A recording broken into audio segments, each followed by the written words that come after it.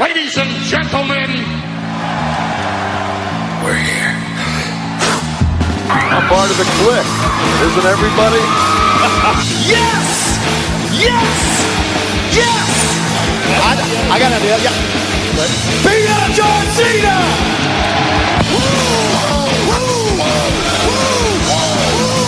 Give me a hell yeah! Oh, a little bit of the bubbly. Too sweet! Here goes the mother! This is where the power lies! I am the man. We need if you can survive! It's showtime, folks! The following episode is scheduled for one fall, and it is for your listening pleasure. This is In The Kliq.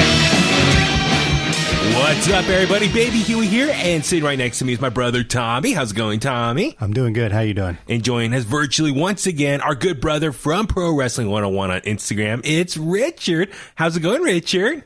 It's going really swell, guys. How's it going with you? Doing awesome once Correct. again. That's awesome. Damn it, pal.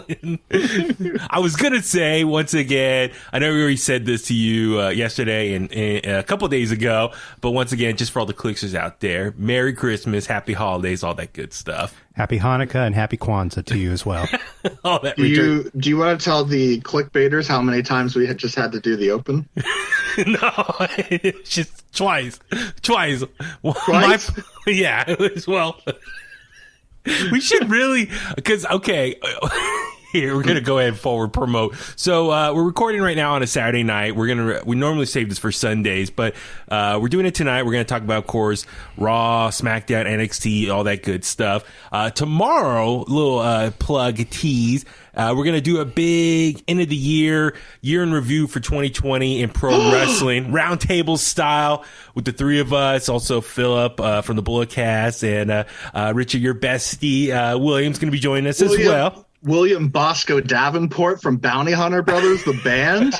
Yes, he's going to be joining us. What? So, I'm really looking forward to that. But no, I was thinking, honestly, as a test. So, we do our calls right now because we're in a pandemic still. We do our shows via Zoom. So I'm thinking we will record the video portion. And I was thinking of doing like a test run and putting that out there online afterwards. So we'll have the regular audio podcast version, but our first test run of In The Kliq video style could be that roundtable show for everyone. So I'm kind of excited for that. I definitely got to clean up the back behind us here and get it all ready for tomorrow's show.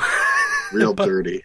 But no, but my hope is in 2021 we can start doing more video versions of the podcast, and then therefore we can have a lot of more fun, extra bonus content for social media and all that stuff, and then even the fun conversations we have off the air, we could chop that up and put it on social media as well. Like, for example, you and I clearing our throats for like a minute. Solid minute. Hopefully people find that funny. You and I. I was just getting my voice ready for the podcast. Oh, thank you. It takes some work to sound like this. I know. It really does, man. I have a naturally deep voice, but you can't tell because I warm it up the way I do. me.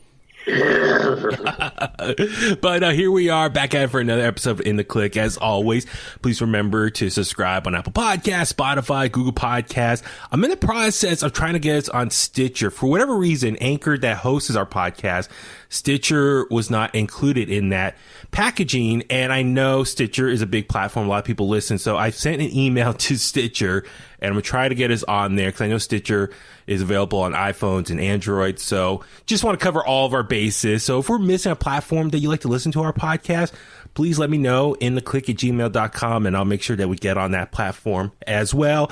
If you listen to us on Apple Podcasts, please rate, comment, share the podcast. We got a couple reviews up there. So thank you to those Kliqsters who took the time out of their busy day to You're leave the a real nice... heroes. Exactly. For giving us some awesome reviews and rate us 5 stars. Not these doctors doctors that are helping with the quarantine. You guys are the real heroes for keeping this podcast going. Exactly. We truly do appreciate it. And also, yeah, please make sure you turn on your notifications. Please subscribe to us on YouTube. I'm in the process, almost done uploading all of our recent episodes up on YouTube. So if you missed something, we're going to have a lot more content up there as well. So please subscribe to us on YouTube. Turn on the notification button. So as soon as we upload something, you'll be the first to know. And yeah, 2021 is going to be an awesome year. I'm already anticipating it. Just hopefully COVID will be completely gone hopefully by summertime next year. But also just, I think between all of us here in the Kliq, we got some big things coming. So looking forward to that. And also some more special announcements. I'll save that for tomorrow for our end of the year roundtable show. But unfortunately, we do have to start the show on some sad news. And literally this dropped on us, I think 30 minutes before we hit the record button tonight. Some sad news. It was announced via AEW that Brodie Lee passed away today at the age of 41 years old. And I think, for all of us, we're all in shock. Literally everyone, all of our wrestling friends were hitting us up. I was getting a ton of texts and DMs and screenshots and everything sent to me. And we're all kind of like I said, shocked, surprised by the news. And we're all scrambling, trying to figure out what happened. So this is all very fresh right now. So I think what I'm going to do is I'll read what AEW tweeted out. And then I just did a quick little research, was able to find some other info, and we'll just kind of discuss it all down. So AEW tweeted out about an hour ago now, said the All Elite Wrestling family is heartbroken in an industry filled with good people. John Huber, that's Brodie Lee's real name, was exceptionally respected and beloved in every way, a fierce and captivating talent, a thoughtful mentor, and simply a very kind soul that starkly contradicted his persona as Mr. Brodie Lee. John's love for his wife Amanda and children Brodie and Nolan was evident to all of us who were fortunate to spend time with him, and we send our love and support to his beautiful family today and always. John's popularity among his peers and influence on the wrestling world was worldwide and transcend AEW. So this loss will be felt by many for a long time. We were privileged at AEW to call John Huber a brother, a friend, and one of our own. So R.I.P. Brodie Lee. Of course, before he was in AEW, we knew him as Luke Harper in WWE. Man. Now, initially when this came out, obviously no cause of death was reported. But if you follow Brodie Lee's wife on Instagram, she just posted something last hour as well. It was a picture of her husband, and she said, "My best friend died today. I never wanted to write out those words. My heart is broken. The world saw him as the amazing Brodie Lee, formerly known as Luke Harper, but he was my best friend, my husband, and the greatest father you would ever meet. No words can express the love I feel or how broken I am right now. He passed surrounded by loved ones after a hard-fought battle with a non-COVID related lung issue." And then it looks like it says the clinic that he was at is literally the best team of doctors and nurses in the world who surrounded me with constant love. And she added, "On top of that, I can't express my love and admiration for the way AEW has treated not only my husband, but myself and my kids." And then she just thanks the team over at AEW. They help keep standing, picking up the broken pieces. Been surrounded by so much love and incredible people. I can't tag them all, but they know who they are, and I don't think they'll ever know how thankful I am for them. So that was her post on Instagram. So, wow, it's definitely a lot to unpack here. Just obviously, we're all very sad and shocked by the news of Brodie Lee's passing. But as she stated, apparently he had a lung issue, non-COVID related. He hasn't been on TV for well over a month. There were reports that he had like an ankle injury or something, and he was trying to heal up from that. But AEW was very secretive about what happened. Nothing official, from what I remember, was being reported. So it was kind of scary a little bit. Like, okay, where is he? He's been gone for a while. And while the rest of the Dark Order, his faction that he was a part of, were doing their best to keep the storylines moving along and then being active on TV. But yeah, it's such a shocker. I'm definitely a loss for words. Richard, just kind of your thoughts on the news of Brodie Lee, aka Luke Harper, passing away. It's very unfortunate when you're kind of in, that age bracket is kind of the prime of most wrestlers' careers. So, he's a very, very talented in-ring performer. I think people forget that he was an Intercontinental champion, Tag team champion, and it's a very sad loss for the wrestling world. Yeah, it's. We could look back on. Definitely the last year when he joined AEW back in February of this year, he was the leader, the Exalted One of the Dark Order, and I think for him it was an opportunity to kind of reinvent himself. Post WWE, leaving WWE and trying to come up with a new gimmick and show people a lot of stuff that he felt, and this based on, I think, what he talked about on Chris Jericho's podcast, a side of him that he didn't get to really show that much in WWE. One, that he was a talker, the hard-hitting style, his personality, a lot of other personality traits that he wanted to show on TV that he didn't feel he had the opportunity to do in WWE. So he was doing a lot of that in AEW. And for anyone that follows Being the Elite, he was able to do a lot of stuff there and show another side of him, a very comedic side. He was being like a really mean leader of the Dark Order, constantly yelling, cussing at the rest of the team, John Silver in particular. So it was very for a fun, comedic tone. But it really seemed like he had some good things going. He had the match with Jon Moxley for the AEW Championship. He won the TNT Championship from Cody Rhodes. So during the summer, he definitely had some big things going. So I think a lot of people were anticipating 2021 was going to be another good year for him and with the Dark Order. So it's very sad. And obviously this is very sudden. We don't know what's going to be the future for the Dark Order and all that stuff. But yeah, you brought up a good point also in WWE. Yeah, obviously with the Wyatt family. The Wyatt family was a very fun faction. It was great with Bray Wyatt and him and Eric Rowan, eventually Braun Strowman as well. But yeah, he was Intercontinental champion. He had the good singles run, and him and Eric Rowan as the Bludgeon Brothers. They were tag team champions a couple times, very dominant force. And Tommy, I know you and we always liked. He was a big fan of Bruiser Brodie. Bruiser Brodie. He tried to emulate Bruiser Brodie, and hell, he even named his kid Brodie. Yeah, and obviously, Brodie when he went to AEW. So I think he tried to be that dominant big man with the beard, hard hitting style. But yeah, it's.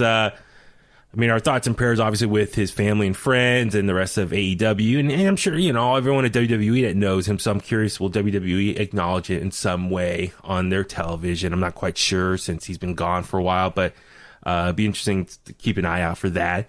But no, it's very sad to hear about the news. So, our thoughts and prayers are with Brodie Lee's family and friends. So R.I.P. Brodie Lee, and thank you for all the years of entertainment in this wrestling industry.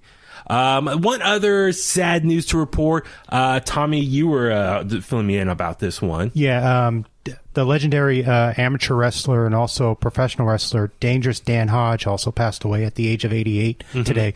Complications related to Alzheimer's, from what I've heard. And, he was a storied amateur wrestler, collegiate at the University of Oklahoma. He was, I believe, 46-0 in his senior year or whatever, or at Oklahoma. And then he was also a Olympian. He won the silver medal in freestyle wrestling at the 56 Melbourne Olympics at middleweight. And also, he was also a very good amateur boxer. He was a Chicago Golden Gloves, which was the equivalent back then of winning the National Golden Gloves in 1958. And he was an amateur boxing record of 17-0 with 12 knockouts, and briefly turned pro with a record of 7-2, I believe, with 5 knockouts. Damn. And then he went to professional wrestling after his boxing career, trained by Ed Strangler Lewis and Leroy McGurk in 1959. And when he was a professional wrestler, he was briefly the NWA light heavyweight champion. Man, Richard, you got all that? Tommy, the walking Wikipedia right I'm there. I'm awake. I try to get in as much as I can right there. Man. No, very sad to hear about his passing as well. So I saw a lot of wrestlers posting about that as well. So just a bummer of a day overall. It just sucks, of course, the day after Christmas as well. So just, I mean, this time of the year, it sucks to hear all that. So, like I said, thoughts and prayers with everyone involved. And so we just wish everyone the best, and hopefully, just make sure to be there for one another for all that. So, all right, got to make the awkward transition into talking about WWE this week on TV. So we'll go ahead and start with Monday Night Raw this week. And Richard, man, I watched this, you guys know I'm on vacation this week. And so I had, this past Monday, I was doing some work on the computer. I had Raw on the background next to me, and I was trying to tune in. And man, just the stuff that I was following along with, I was like, what's going on? It was just a very up and down episode, I'll say. I'm trying to be as nice as I can. I think with our show, we try to be positive for the most part. But this was, the first show post Fallout from TLC. And TLC ended, as we did in our review, ended with a man getting murdered, Randy Orton murdering the Fiend Bray Wyatt. So I think a lot of people were wondering why that the main event for that show. It kind of makes sense because these are Raw superstars. So maybe they thought in the show with this big moment, and then hopefully we'll trickle over to Monday Night Raw for a big ratings push. So, yeah, Richard, like we always do, kind of initial takeaways from the show and work our way down some of the highlights here. I think Raw is struggling at the moment because they don't have an official head director of that show. You know that Pritchard's directing SmackDown, so his full efforts go to SmackDown. But you've also seen reports that he might work a Monday, but it's not like he's been working on that Monday all week. It sounds like he's just kind of keeping it afloat. Same with Triple H. So I think that they need to get someone that's in charge of Raw. Mm-hmm. And I mean the balance of the show is odd because before the draft, we had a lot of really long matches. And now we don't have as many matches, but we have longer promos. So it's like this weird balancing act right now, one going to the other. And it's weird whenever we see R-Truth in the background, right? And then he starts getting chased, and it's like, why can't we get those guys in one-on-one matches? Mm-hmm. So they need someone that knows that roster well enough to book it, and book it to its fullest. Because there were things on Raw I liked. I did like Shayna and Nia against, what did Asuka call Mandy and Dana? Sexy muscle friends. Muscle friends, yeah, something like that. Yeah. But there was a moment in that match where Mandy was pushing Nia into the ring, and then she fell off the ring, and then Nia threw her back out, and they redid just climbing back in the ring. And it was really clunky, but at the same time, like, the match was good, but that part kind of took you out of it. And it was just kind of those two girls, Dana and Mandy, need more TV and ring time. Yes. Yeah. Because there's something there. It's just not, they're not getting the reps, because Nia and Shayna can do what they do, 5-6 days a week. And those two are only getting a chance to do it one day a week right now. Yeah, that goes back to our discussion last week when Keith Lee was reportedly sent back to the PC and all the other big men. Well, we talked about, there's no house shows. There are not a lot of live crowd shows to work in front of and test things out and get people's response and use that as feedback on trying to figure out what you want to do in your arsenal as a character. And so going to the performance center is the next best option, obviously, during this pandemic. So I can see that with Dana Brooke and Mandy. It's like, they just need more reps in front of TV. I mean, I'm obviously not a live crowd right now because of the pandemic, but on TV and people get familiar who they are and just more time to work it out. But let's kind of start just real quick. As you just mentioned, that definitely represent like the first half an hour of the show. So Charlotte Flair and Asuka, the newly crowned women's tag team champions, come out, start talking, and then Shayna and Nia interrupt them. They go back and forth. The promo itself, I felt, was a little awkward. Was it Nia was making fun of Charlotte's robotic voice, and I don't know. It just was a little bit awkward, all four of them going back and forth. Then led to a match of Shayna Baszler and Nia Jax taking on Mandy Rose and Dana Brooke, with Charlotte and Asuka on commentary. I was kind of laughing because Asuka was trying to say stuff and Charlotte was kind of reacting like, what? What'd you say? Yeah. Like looking over at her.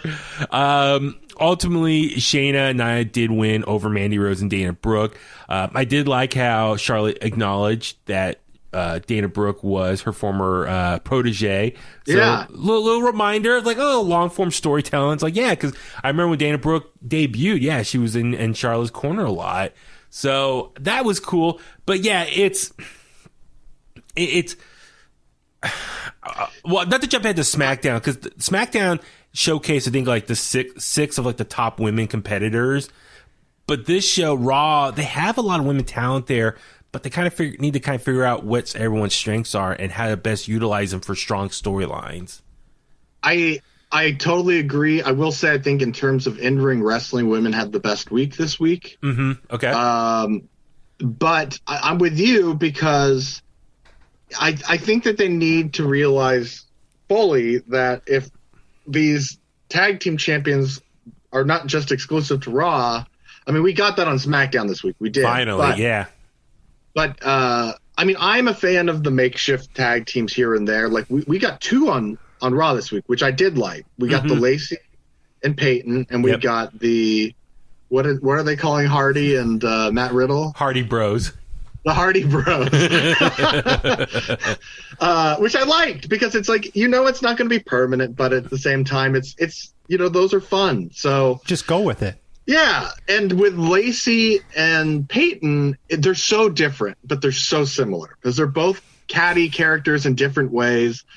And I know a lot of people find them both really annoying, so it's like, well, they're perfect together. And it's not permanent. Yeah. So I guess for me, it's, I don't know, like I'm trying to have fun with this because like Asuka, I love Asuka. She's one of the all-time great female competitors, one of the best workers, male or female, going.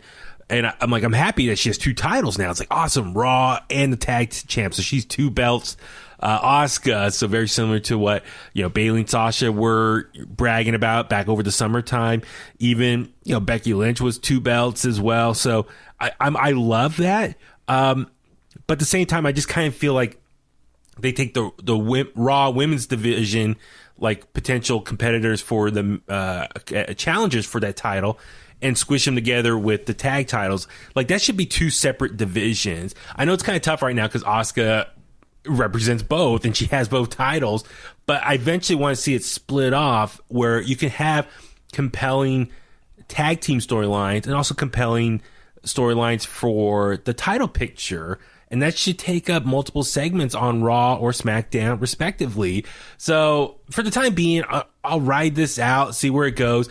Let me ask you this. Do you think this is obvious Charlotte is going to turn on Asuka at some point and they're going to drop the titles and that's going to lead to like a WrestleMania match or something? Of course, because they're a Frankenstein tag team.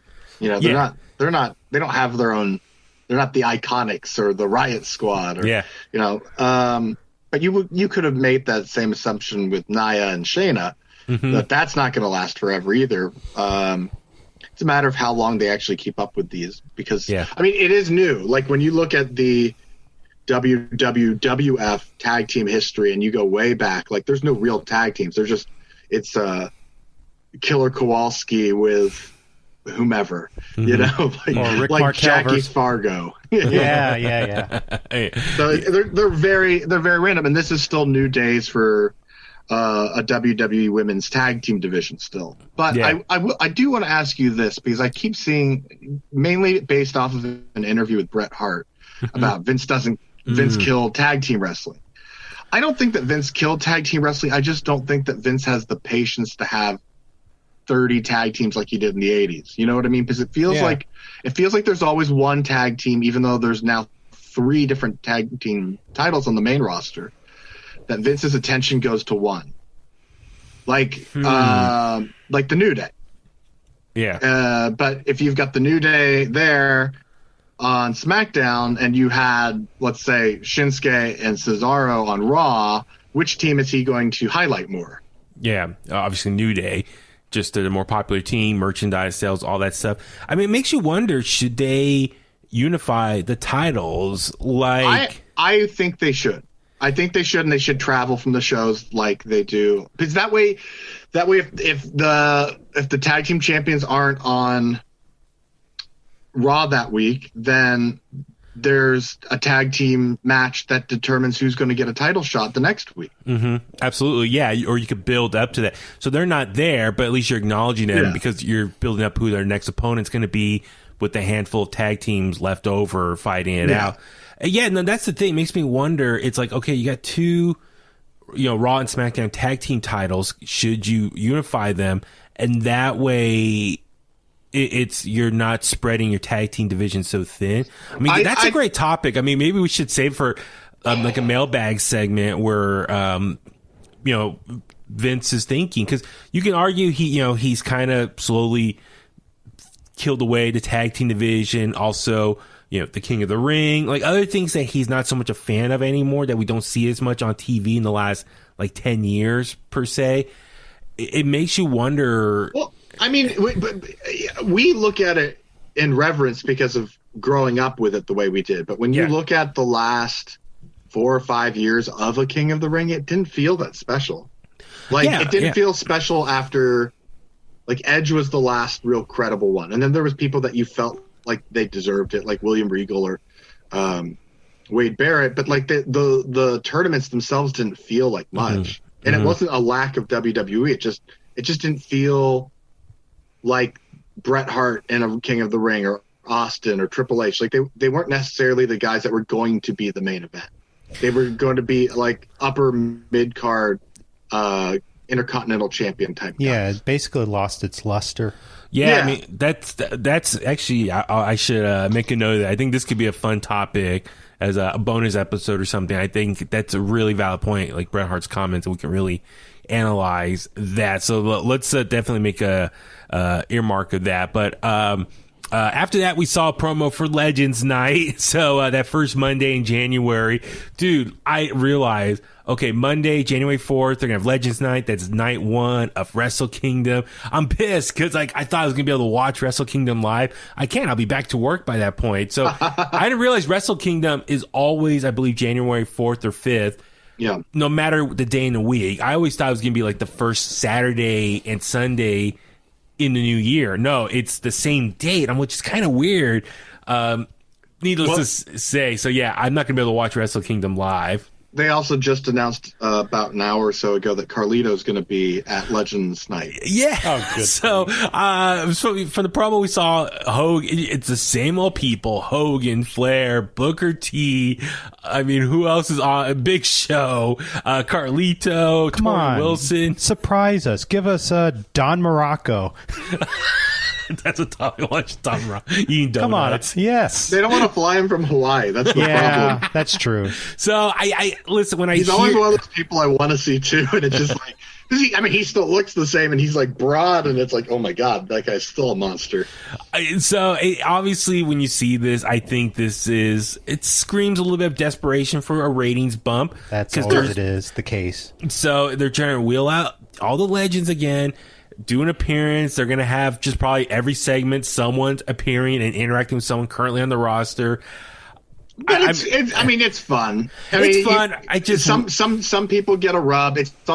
I always feel bad for the people that get jumped by all the legends. Yeah, unless it's Heath Slater because that was brilliant. But I will say this: the last time they did this, it was amazing. Because they had all the legends winning the 24/7 championship. Oh yeah, that's Briscoe, right. Patterson, Kelly, Medusa. That's right. Candice Michelle. It was Ted DiBiase. Can you? Yeah, exactly. So can you imagine if Hogan gets the 24/7 title for a minute? Oh, I would love that. He should pull a political. I'm not dropping it, brother. This is mine. Finger poke. Creative clause in my contract. And then you have him napping in the back somewhere, and someone quietly gets a pin. It's our truth, dude. Why would they do a finger poke of doom for the 24/7 title? Oh, dude, that would be awesome. I would. Kevin Nash wins, then Hogan comes up, pokes him, and he falls and drops it. Oh, yeah. I would mark out so hard if they did that. It would also be funny if if Kevin Nash did that to someone like R-Truth. Yeah. But then R-Truth sold it like it actually was a move because he is deranged. So Yeah. Or Kevin Nash has it, and then R-Truth just pokes him, and then Hogan's like, "You took my move, brother." That's my spot, brother. So anyway, it should be exciting. I just kept worried though. You know, some of these guys are getting older. They don't perform as they used to. It's funny because they say it's Legends Night, and there's so many younger guys on there now too that I'm just like, oh, they are kind of older now, like Jeff Jarrett and X-Pac, and and Mickie James is on the list, and she's in her mid 40s. So it's like, well, and the other thing too, I'm just thinking outside the box, like, what if 10 years from now they want to do this? Who are legends from the last 10 years or so that could be brought out? Well, Austin will still be Austin, but like maybe the Hardy brothers, hopefully they'll be retired by that point. Hopefully. I mean, maybe Jericho if he's retired at that point. I mean, I'm just Dudley's. I mean, but like, it makes me kind of wonder if they're doing enough to develop more new stars, so that way 10, 15 years from now, they can be the next generation of legends that WWE calls on. They're always going to have people to pull from. Yeah. No, I want to be optimistic about that. So we'll see how this Legend Night plays out. We've seen it before recently. What they had, the Raw 25, Raw 1000, Raw. What was that other special Raw show they had? Raw 25, Raw Reunion, I think it was called. Yeah. Old School Raw. Yeah. So they've had various things. Every year they have something like this. So, do you think it's possible we could get RVD?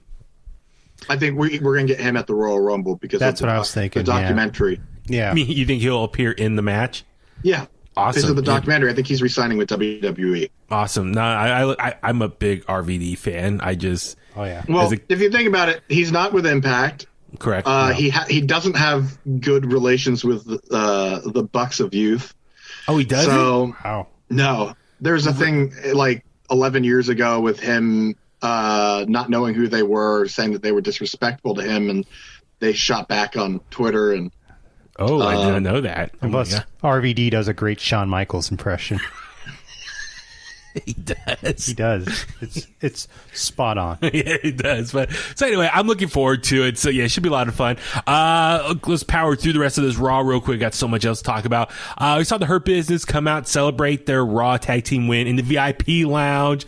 Great segment here. I thought, as far as the first half. Did you notice Bobby Lashley's scar from a few weeks ago on his cheek?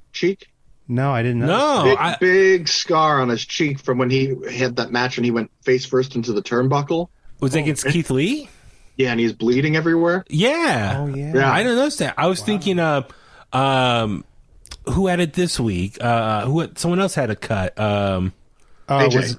AJ. He had the real like obvious one I saw.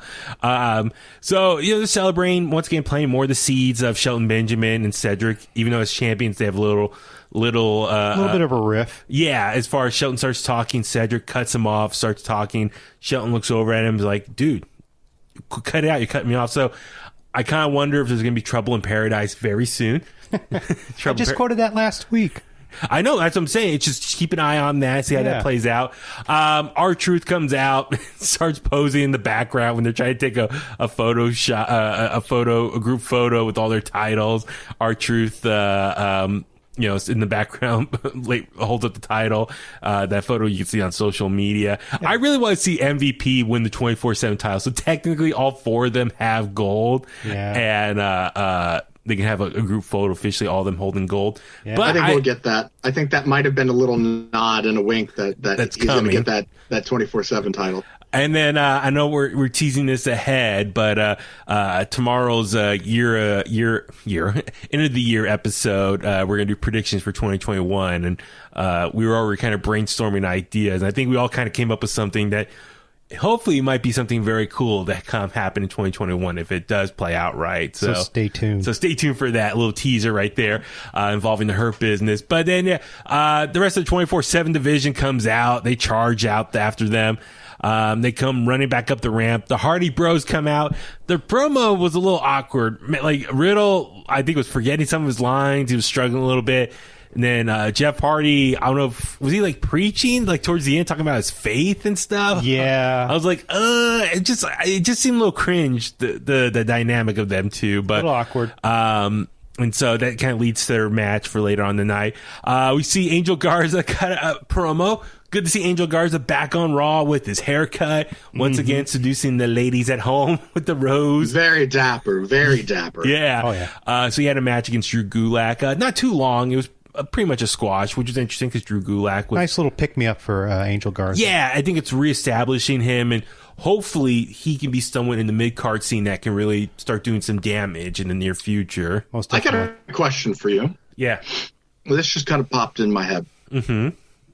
To make Raw more interesting, what if they did like they did with the special Raw GMs every week, but they had one of the wrestlers be the GM every week? I just don't know if they have the time creatively to figure. Just legitimately make them do it then. Yeah, like I don't know. I mean, it makes you wonder, and that's something I've been thinking about. Is like, how do you make Raw better? Or Raw's just make, now what SmackDown was. Yeah, I mean, I hate to say it, but yeah, but an hour longer. Yeah, so it's like, how do you make? I mean, that could be something else we can discuss maybe another time. Is like cut it down to 2 hours. Yeah, they can't. It's the money. Yeah. It's too much money to say no to. That's why they do it. I mean, like I said, that's a whole long discussion of like how to make Raw better. But I mean, to me, it's tilting. Like, it's not off the tracks, but it's not on the tracks fully. It's like leaning one way, and it might just be a star power issue. Yeah, like they might be missing one or two big stars for that show because I mean, look, Mickie James had one of the hottest segments not that long ago, and then she got injured. Yeah. So it's just kind of like, that's why Charlotte's back. And, Raw felt a little bit better with Charlotte there, right? Yeah. Well, I think the women's division definitely is going to pick me up from her presence, which I don't get we lost Charlotte and we lost Becky, who were both on Raw. Yeah.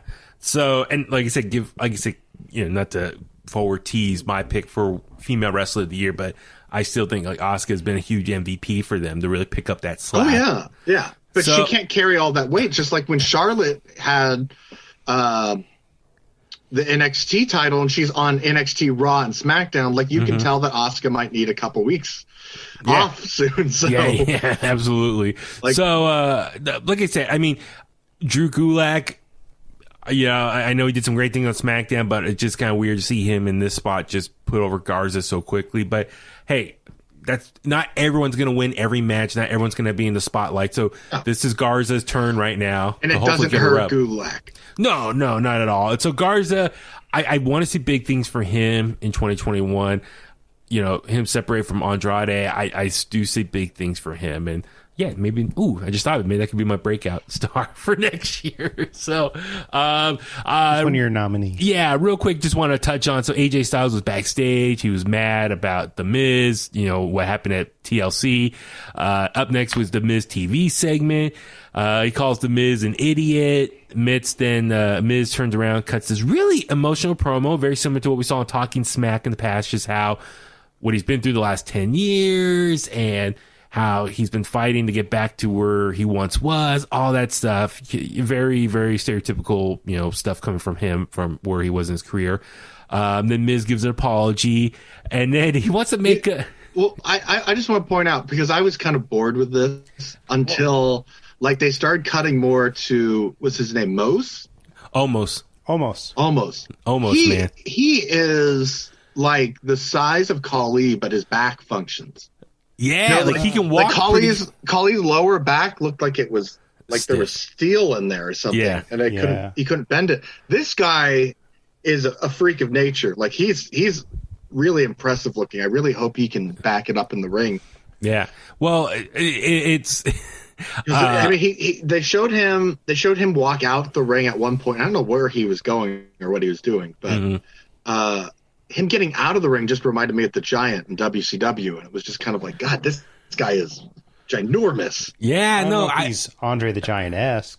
I want to see. I think he could be really good. I hope he can perform in the ring. That's my one thing. We haven't seen it. If he can, then everyone's in trouble. Dude, AJ's going to be hiding behind him all the time. Yeah. So,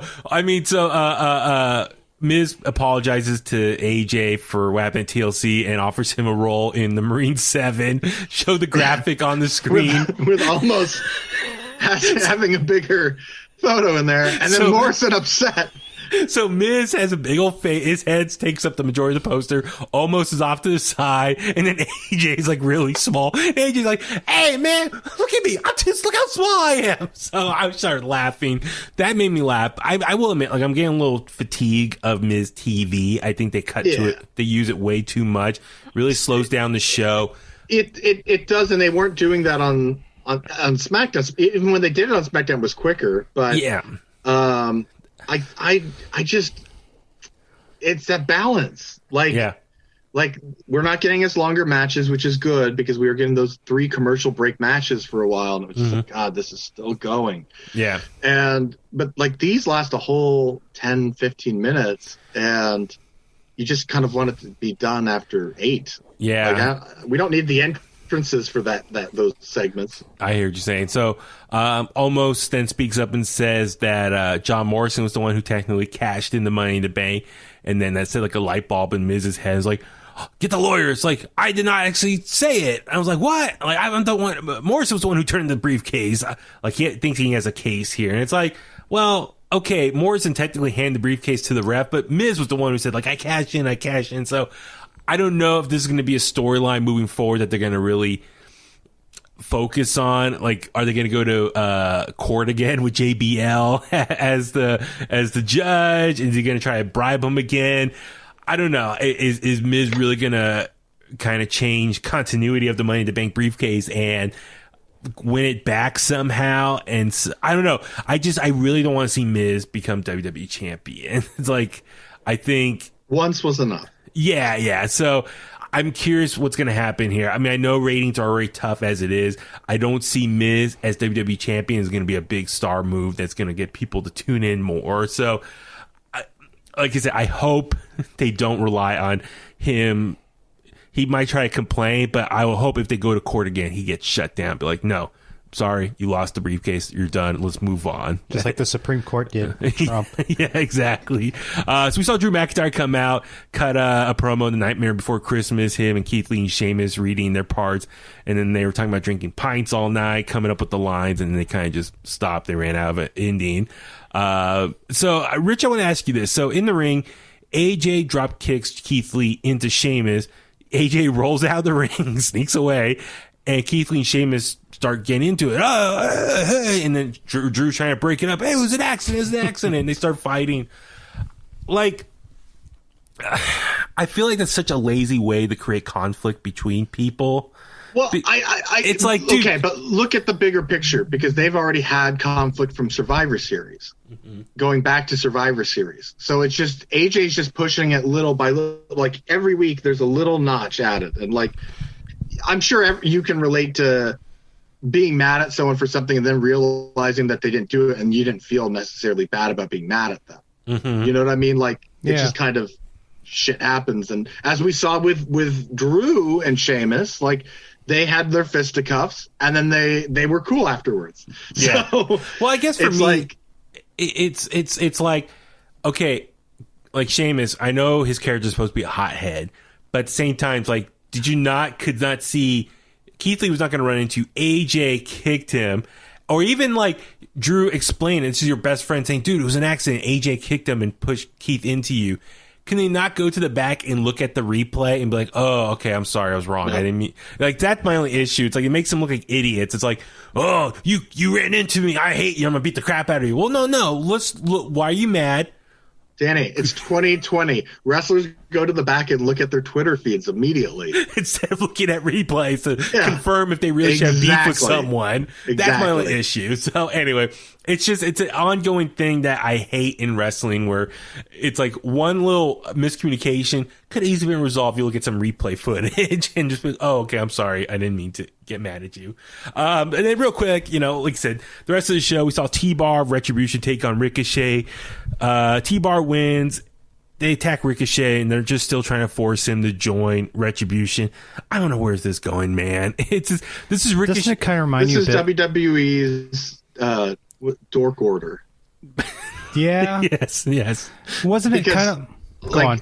I mean, they're not doing anything with Ricochet, so why not just have him in there? Like, I don't know. I just wanted, remember how Cena reluctantly had to join Nexus?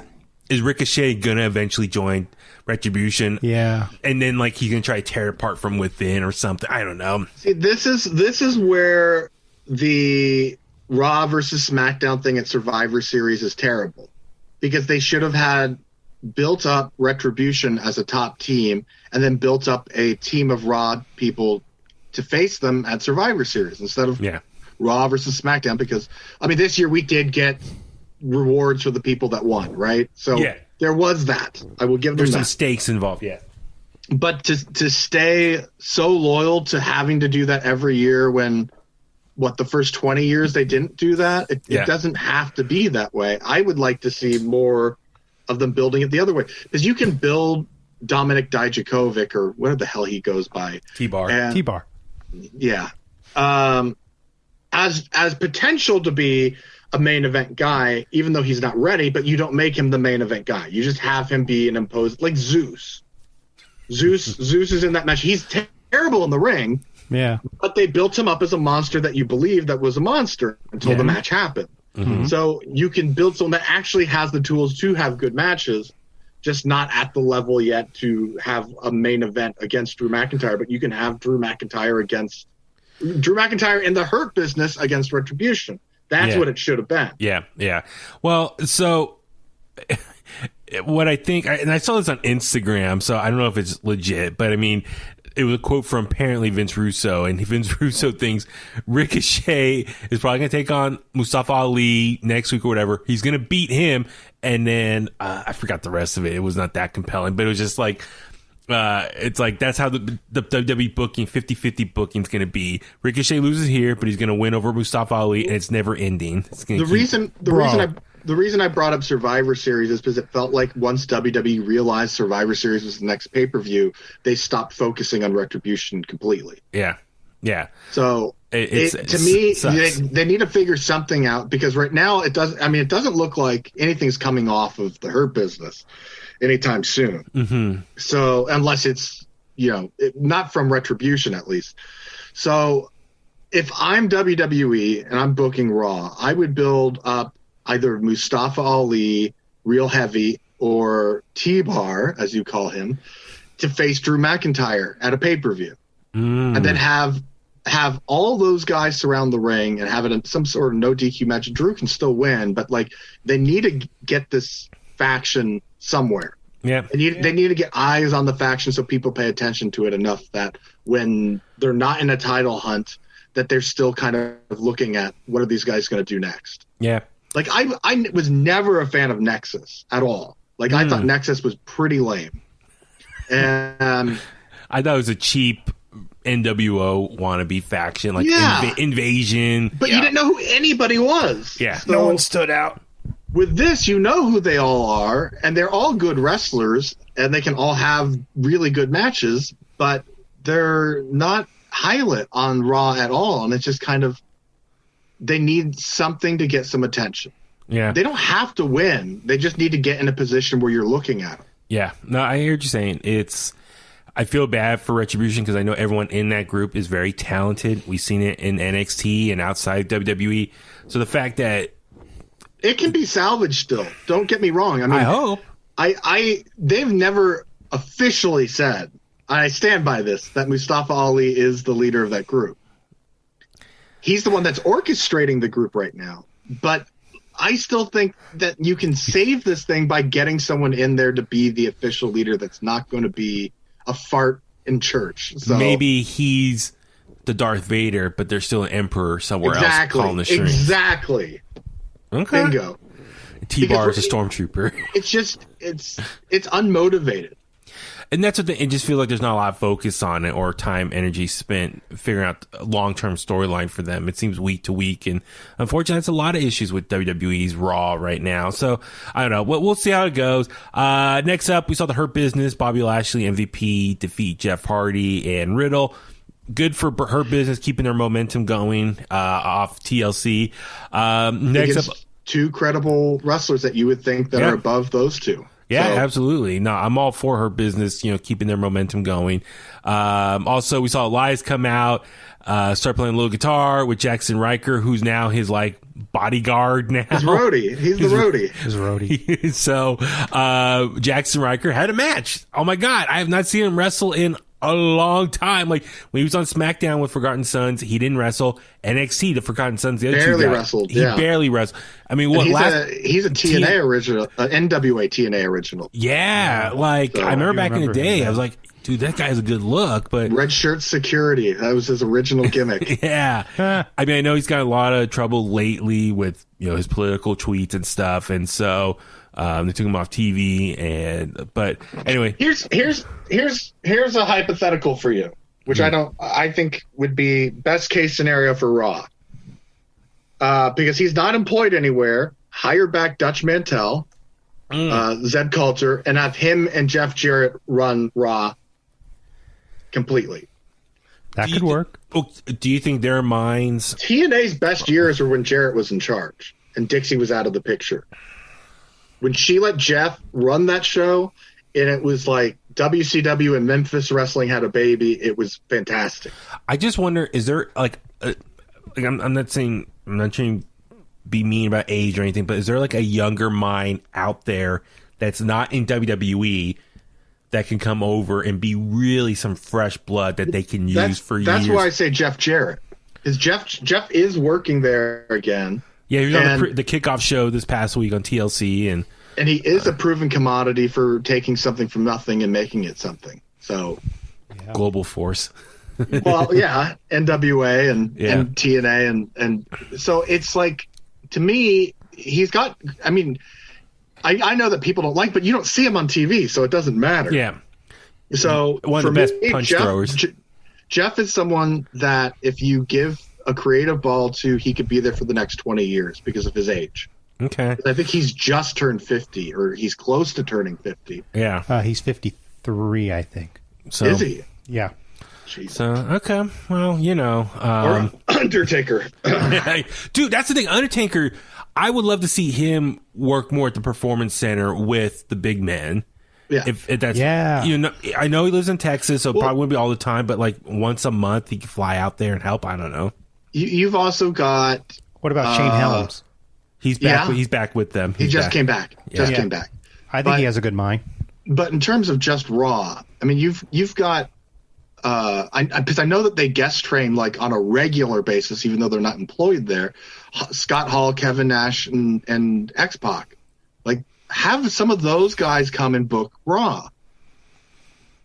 Everyone's always said that Scott Hall is one of the greatest minds in wrestling. It's just that alcohol's always got in the way. Mm-hmm. And if any match that you ever see with Scott Hall where he's wrestling a smaller guy, you don't realize the size difference because he sells so well for them and makes them look good. The ladder match with Shawn. God, legendary. Yeah, there you go. God, like I said, this is another great topic. I think we really should have analyzing Raw or WWE, how to make it better for 2021. Maybe we'll save that But Kliq needs to come back. Book Raw. Yes, exactly. And I'm not saying, when I say this, I don't mean to have them on as on-air characters. Yeah. I mean behind the scenes. Yeah. Nothing on TV. Yeah. People like to bitch about that.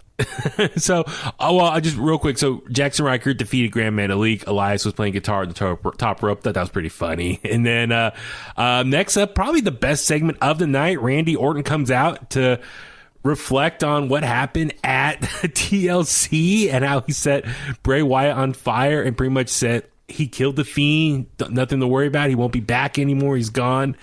And then lights go out and we think, is that the Fiend coming back? But nope, lights come back on. The entire play set is in the ring. Alexa Bliss is on a swing, and they have this whole segment here. I felt like it was like a play, like a Broadway play. It looked like Candyland in real community life. theater. Yeah. So Alexa Bliss starts talking back to him and says, it was all puns about barbecue and that, Bray Wyatt won't be around for a while, barbecuing, or he was looking a little pale. They get some sunscreen, a little sunburn. What other burning puns they can make? I do have to say, considering the week in between, because we recorded right after last week's pay-per-view. Yeah. I did not see as much hate on that Inferno match as I thought I would. Like, people were saying, like, everything about me screams this is terrible, but for some reason I liked it. I kept seeing comments like that. I think most people would realize... scratched an itch. It was like, okay, this was interesting to watch. We know it's not real. Let's just enjoy it for what it is. It's like a scene from a movie. We know it's not real. They took the precautions to prevent this from really happening. It was real. It's still real to me, damn it. His feet were laying there like flat, and like no knee bent in the knees. Well, he was dead before that, and then he just burned the dead body. You know, when someone dies, they just go limp like that. And they like release all their bodily fluids, right? Their bowels. Yeah, that's what my dad says. He's from New York. So, oh my god. So he heard these things. So the Fiend pooped his pants before he got burned. It's like that's episode of South Park. People do that. When they're dead, or just in general? Sometimes. Yeah. Remember in the movie The Rock, the one guy just passed gas. Yeah. There's like a dead soldier, and then they Wait, Sean Connery? Yeah. Wait, who farted? Some dead bad guy. Gases can be released. They got to go out somehow. I remember they had those green balls. They were the gases that Nicolas Cage is trying to... He shoved one down one guy's throat. Yes, that's it's a true story. Yeah. Changed my mind. So you're saying the Fiend was dead. We lost all of our listeners. He pooped his pants. And then Randy said the manure... Well, he was dead. The poop just kind of slipped out. So Randy used to fuel the burn on fire. Yes. So anyway. It's fertilizer. Yes, fertilizer.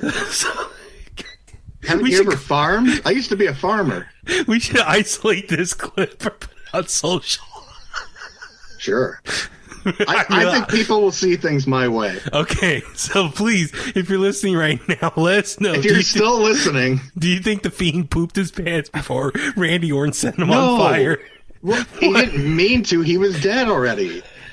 His bowels just got out of him. Okay. We saw him run at Randy while he was on fire. He got RKO'd. And the flames went out. And then the rigor mortis set in. And it just kind of happened. This is how bad Raw was this week that we're now we're going back to TLC still and reflecting if the Fiend pooped his pants or not. Look, this is audio gold right here. This is almost as good as a Pat Patterson interview. Oh my God. Gosh damn it. That's where I'll cut it right here. That's a teaser, folks. Segue.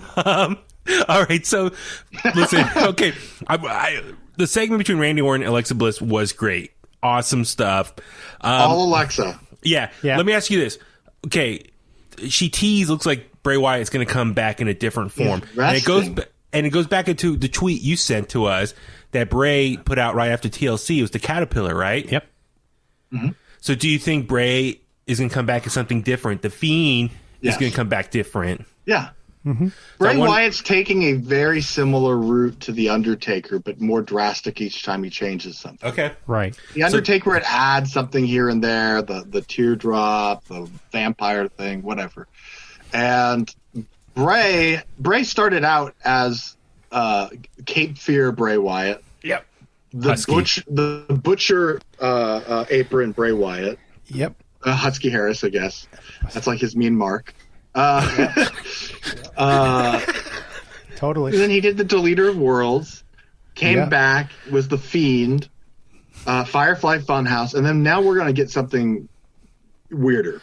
And yeah, so the Fiend Whatever itself that is about almost a year and a half old. Came back in or he wrestled his first match August last year against Finn. So, but he was like teasing a couple months before. So, okay, so this Bray Wyatt's been about a year and a half old. So it's probably time for creatively a change. So, okay. All right. I'm looking forward to it. I don't even know how to speculate what could be next. No, there's no way of speculating because we didn't speculate that WWE would pay Tom Savoldi a bunch of money to make a cool mask and a belt. Yeah, exactly.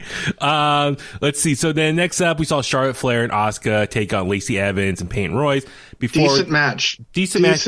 Before the match, Peyton Royce and Lacey Evans were kind of promo at gorilla position.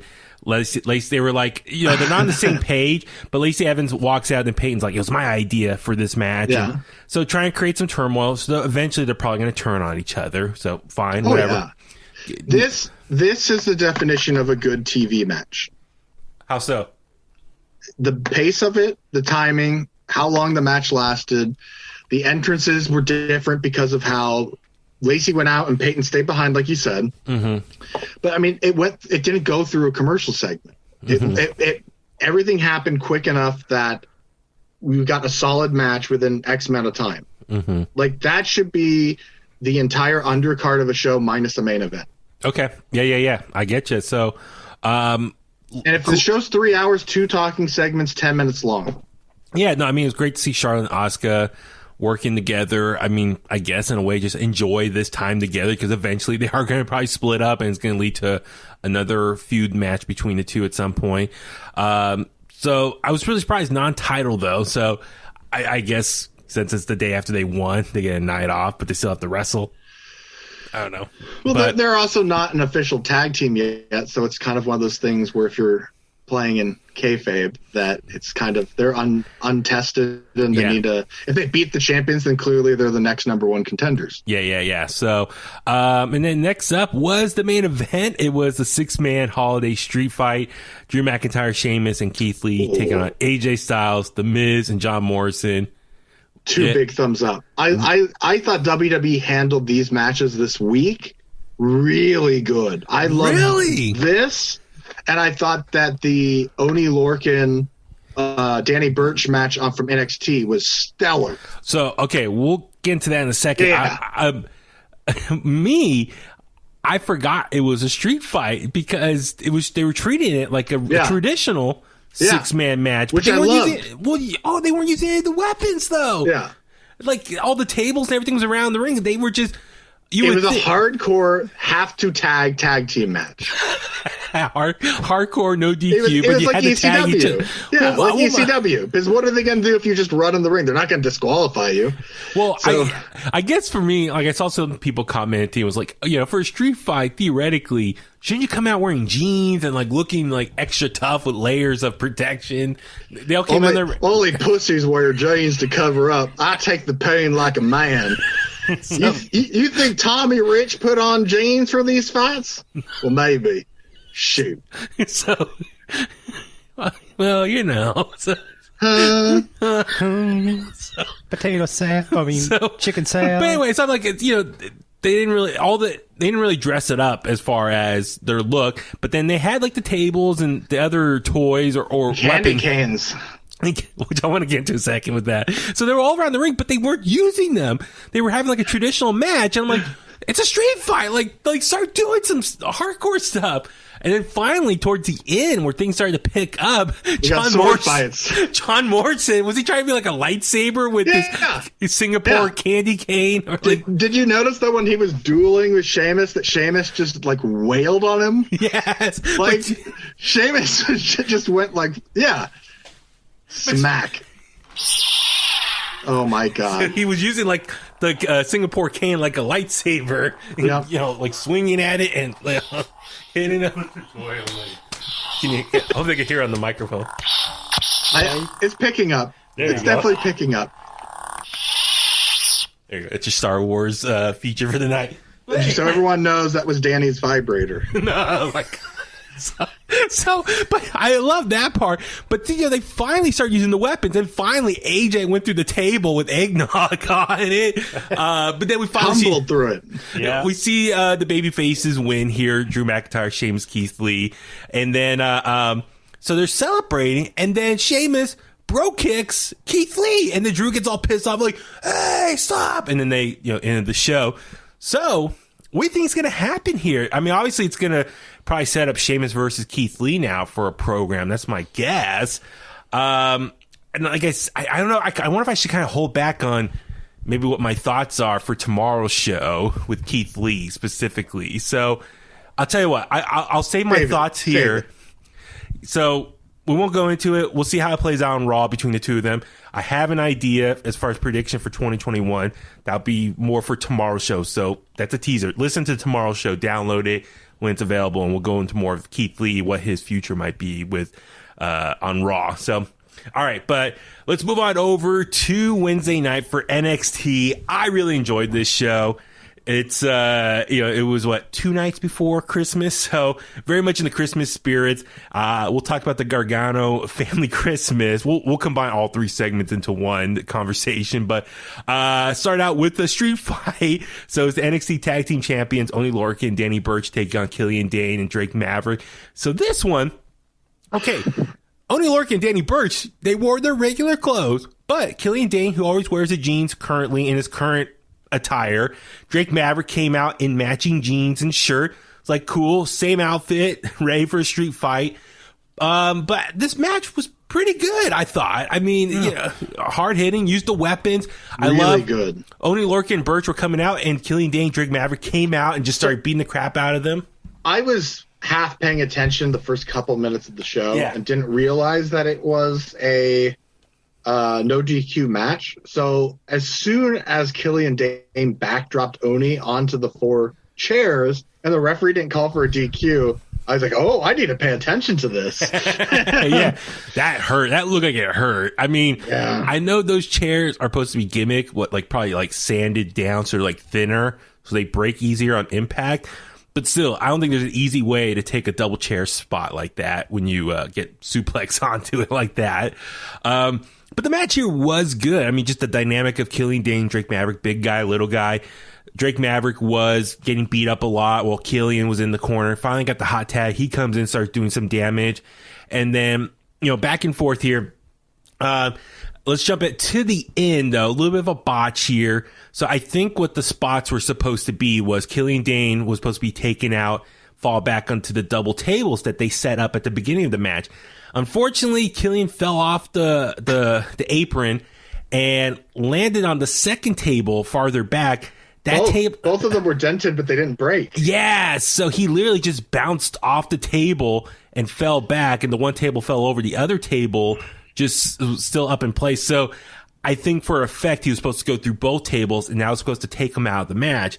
And then Drake Maverick was going to be by himself, and then only Lorcan and Danny Burch were going to team up on him. We see Drake do 2 low blows on each of them, and ultimately they return the favor, a low blow on him, and then they Lorcan and Burch hit their finisher on him, and they pick up the victory. So good match overall. Unfortunately, I think the finish, a little bit of a botch. I feel bad for in that situation because, listen, when a table spot doesn't go correctly, kind of sucks. But because you want that table spot to work out, because it could turn into a big, oh my God moment. Especially that's how you want to take out Killian Dane, a big guy like that. You want to put him through a couple tables to really sell. You had to go through a lot to take him out. But anyway, decent match here. If you think about it, the Dusty Classic's probably coming back pretty soon. So I wonder if Killian Dane and Drake Maverick are going to be in that Dusty Rhodes tournament, tag team tournament. I still have an early prediction. They might win that one, if I had to guess. Just complete underdogs. We'll see. We'll see. So next up was the first of 3 segments for Johnny Gargano and his wife Candice LeRae at their house, the Gargano family Christmas segment. So they had 3 overall throughout the whole show, but for time constraints, let's just talk them all here. So they have their, quote, kids, Indy Hartwell and Austin Theory, a part of their faction now, I guess, called The Way. So each segment was different gift exchange. So the first segment, Johnny gave gift to Austin Theory, second gift to Indy Hartwell, and then third to Candice LeRae. it was funny. Like, they're like, oh, let's gather around. And Johnny's like, let me grab my camcorder. So I like how they're using his camcorder and then like an actual cameraman. So like the back and forth, like you're seeing it through his eyes and then through like an eye on point the wall, of view, fly on the wall. Yeah. So really funny here. I really enjoyed the indie wrestling one. Yes. Yeah. So and how excited she looked when he said it. so yeah, the first one, they gave Austin Theory some whey powder or whey Gargano powder. Yeah. So once again acknowledging the whey, and then also like. They kept saying, this is the way. We're going to do it this way. And then Austin Theory said, no way, Jose. He's like, never say that name ever again. So I was like, oh my God. They're referencing someone who was let go earlier this year, I should say. But that was just funny to exchanges with everyone. And then the next segment, Indy opened up was a PS5 box. And he's like, it's empty. He's like, yeah, I took the PS5 for myself. I just want to give that to you for effect. But hey, since you're so loyal, you earned the family name of wrestling. Your new name will be Indie Wrestling. And her face like, oh my God. And then Candice LeRae was like, we support indie wrestling. Like, it's like, oh my God, that was such brilliant writing there. I loved it. Just all the puns there. And then the last segment, Candice LeRae, Johnny says, I hate wheels, but referencing Halloween Havoc, but I spent, like he said, 17 hours in the dumps.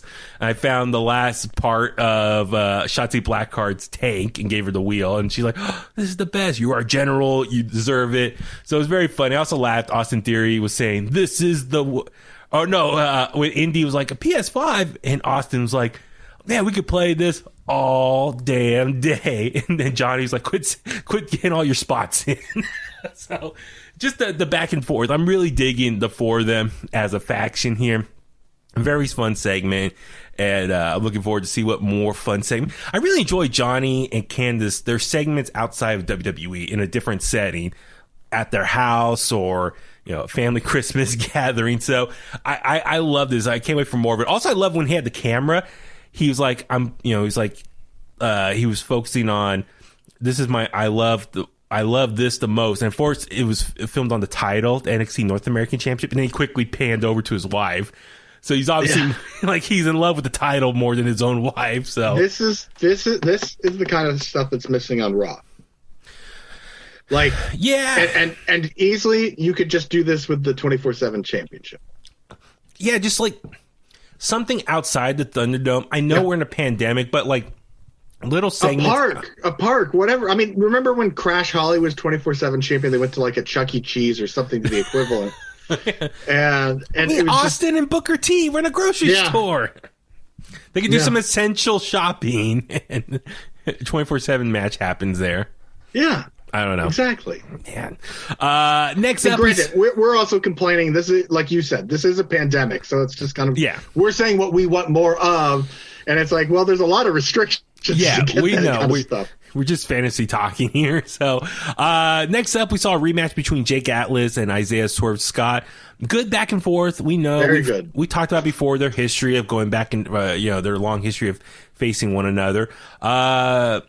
Swerve Scott picked up the victory here, and definitely acting more heelish. And when he went to go shake Jake Atlas's hand, he was definitely mocking him and trying to celebrate. And Jake's like, nah, and brushed it off and walked away.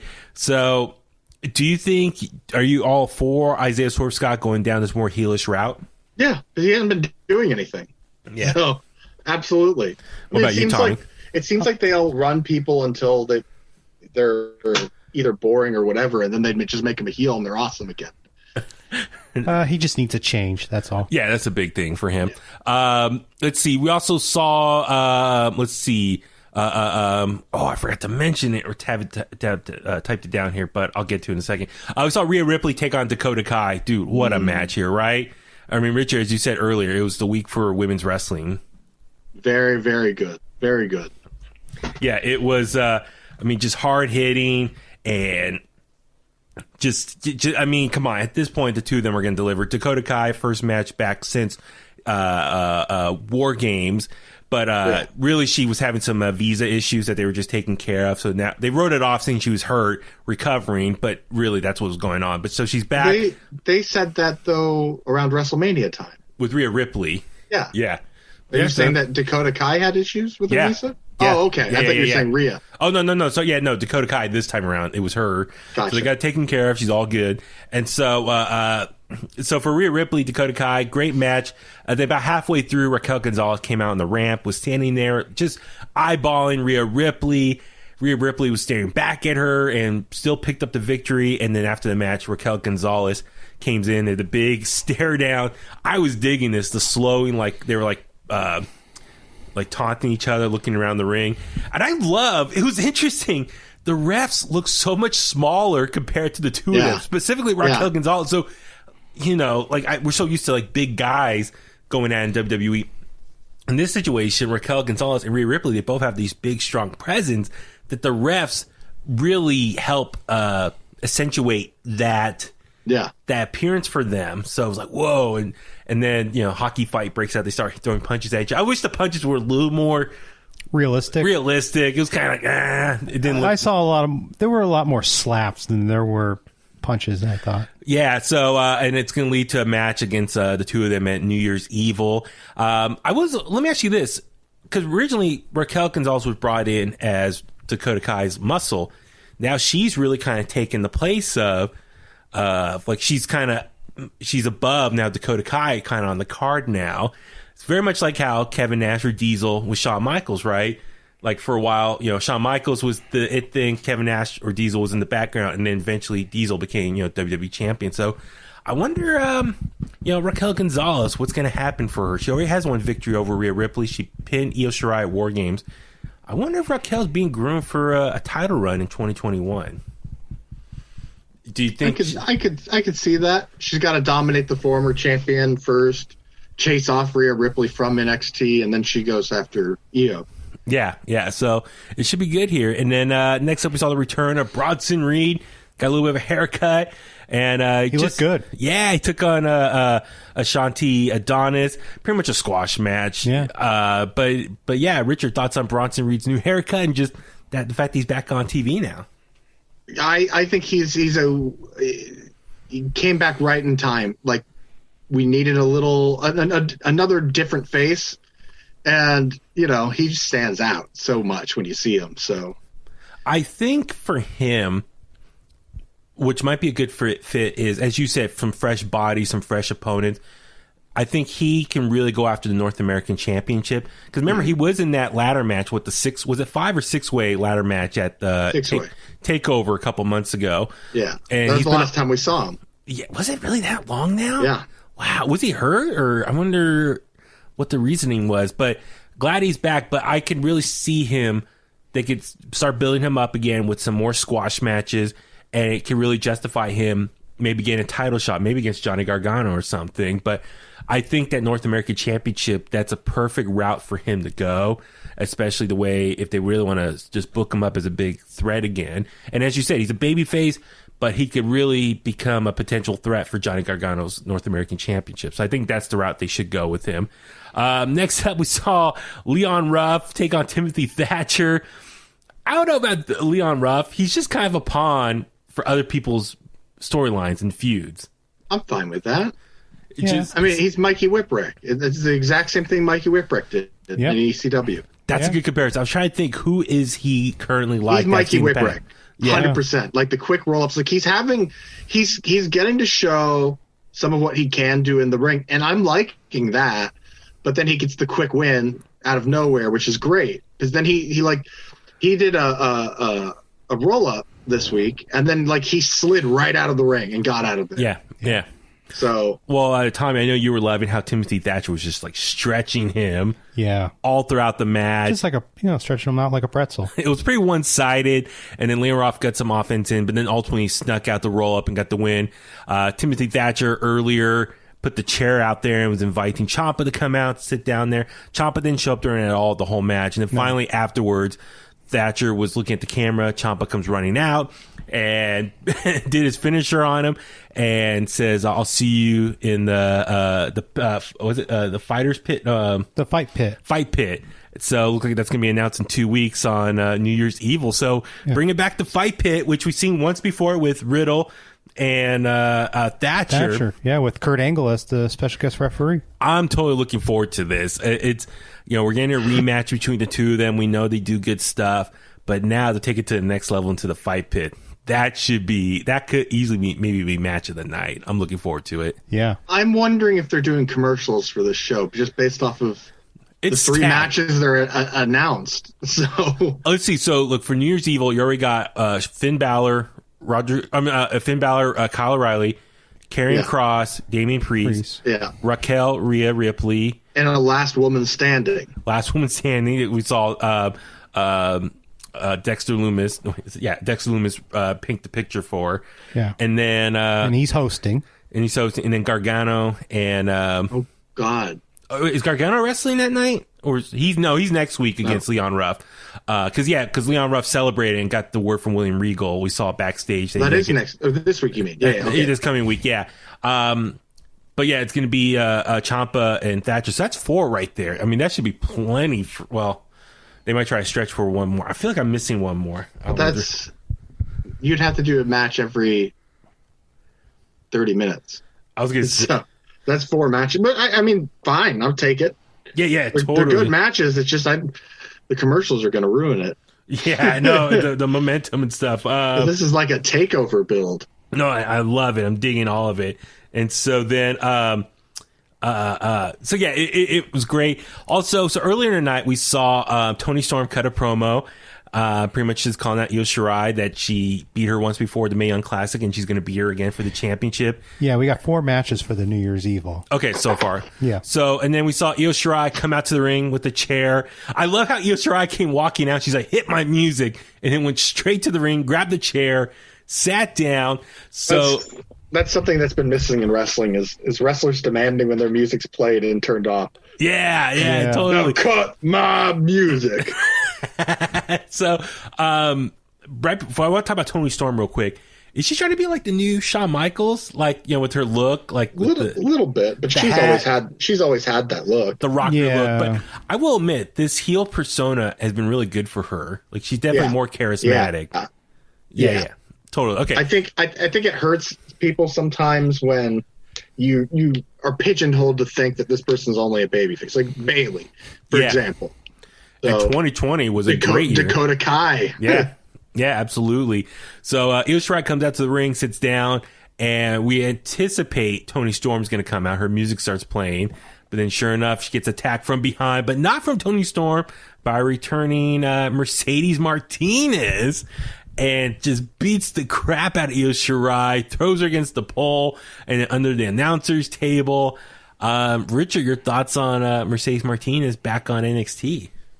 I'm all for it, and it's a fresh match that you haven't seen before. So, I mean, because we were talking about at War Games. Literally, that War Games match was like the top 8 women in NXT. Now you got Mercedes Martinez in the mix. That's 9. I mean, Indy Hartwell is being groomed as another player soon. So they got like 10 people. That's amazing. Yeah, and all of them possess a real threat. I mean, it just shows how deep that roster is. As Wade Barrett has said, it's the best roster in WWE. WWE's women's division as an entirety is the equivalent of the Attitude Era. Like, if you're really paying attention, like they're, because I would prefer just to watch the WWE women over everything. So yeah. They're just head and shoulders above what the men do, and that's no offense to the men. It's just the women are so damn good right now, and their timing is so good. Mm-hmm. It's the matches make more sense. Mm-hmm. Yeah, it's great. Like I just watching them is so entertaining. They deliver every time, so it's great. So Mercedes Martinez. So it's gonna be interesting now. Okay, Toni Storm and Io, that might be what's first, but then Mercedes Martinez might be in the wing waiting. Or vice versa. Or is Toni Storm and Mercedes Martinez going to be aligning themselves together now? I mean, there's a lot of questions here. I'm excited for all this. It should be a lot of fun. Next up, we saw Tyler Rust backstage cutting a promo with his new manager, Malcolm Bivens. Tyler Rust, I guess, he has a great look and everything. I guess he doesn't talk. He hasn't talked once, right? Malcolm Bivens was doing all the talking for him. The managers are for. And so he comes out, has a match against Arya Davari, who mostly has been on 205 Live, if I think so. Yeah. Great match here. I don't know much about Tyler Russ.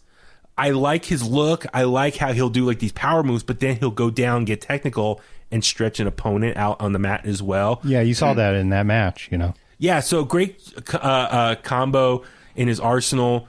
We didn't talk about it last week because we just focused on TLC, but last week he also had that great debut match against Ciampa. So, and Triple H already praised him like a star is in the making here. So it seems like Triple H is really high on this guy, and so he just signed with them, right? Didn't he come over from Evolve or? Yeah, he's been around on quite a few promotions, you know. Yeah, I know he's in his early 30s, so he's definitely been wrestling for a long time now. Is he a Seth Rollins trainee? No, that's that guy that's with NXT UK. Yeah, he was in England. AEW for some shows. I know who you're talking about. I forgot The his name escapes me right Doesn't now. matter. But anyway, Tyler Rust, I'm starting to dig him already. You know, some fresh blood on the roster. I'm really digging Malcolm Bivens. He kept going over to the commentary table and said, look at him. Like the commentators didn't know how to react to him. But It was very Bobby Heenan-esque. You should look him up on YouTube and find his stuff with Walter from Evolve, because he's trying to be Walter's buddy and friend. Tyler Rust? No, Malcolm Bivens. Oh, yeah, really? It's pretty hilarious. Really? It's on the network. Yeah. Okay, I gotta check that out. Yeah. Okay. Malcolm Bivens, I mean, I'm digging him as a manager. I want to what happened to Robert Stone. The guy's been MIA from TV at least. I feel kind of bad because I think he was doing some good stuff. But I mean, once Mercedes Martinez left to go to Raw as part of Retribution, they kind of took him off TV. So, I mean, you know, we all talked about we love managers. It's definitely a lost art form, especially in WWE. So if Malcolm Bivens can be a new this generation's Bobby the Brain Heenan or something, we're all for that, of course. It's I wonder if he can maybe create like a whole faction of guys he represents or something. That'd be cool. But I love his persona on the microphone stuff. So just looking forward to see what these two can do together. And then main event time, Adam Cole taking on Velveteen Dream. Adam Cole and Roger Strong had a promo earlier in the night and talking about just Kyle O'Reilly and all his success so far. Velveteen Dream comes out and says that Kyle O'Reilly is the new leader of Undisputed Era and that Adam Cole is just a cheerleader. Pissed off Adam Cole, slapped him, and then set up the main event here. Let me ask you this, Richard. Adam Cole, his promo was very, I felt, babyface-ish, while Roderick Strong started talking. He was, I think, still trying to be more heelish as far as these idiots and stuff. Do you think they might start going back into that rumor of breaking up Undisputed Era still somehow? Well, I don't know. I think until you see something that's clear, like those are just rumors that start every time anyone's in a faction. Yeah. So like, you know, I don't buy into it yet because it's so early. It doesn't make sense to speculate on it. My thing too. I mean, I saw a lot of people commenting like it for Velveteen Dream. It was just cringe to see him back on TV still. I think there's a lot of people who are still cringe about seeing him, and it's very interesting how a year ago everyone loved seeing him on TV, and now a year later he's really just fallen out of grace with the fan base.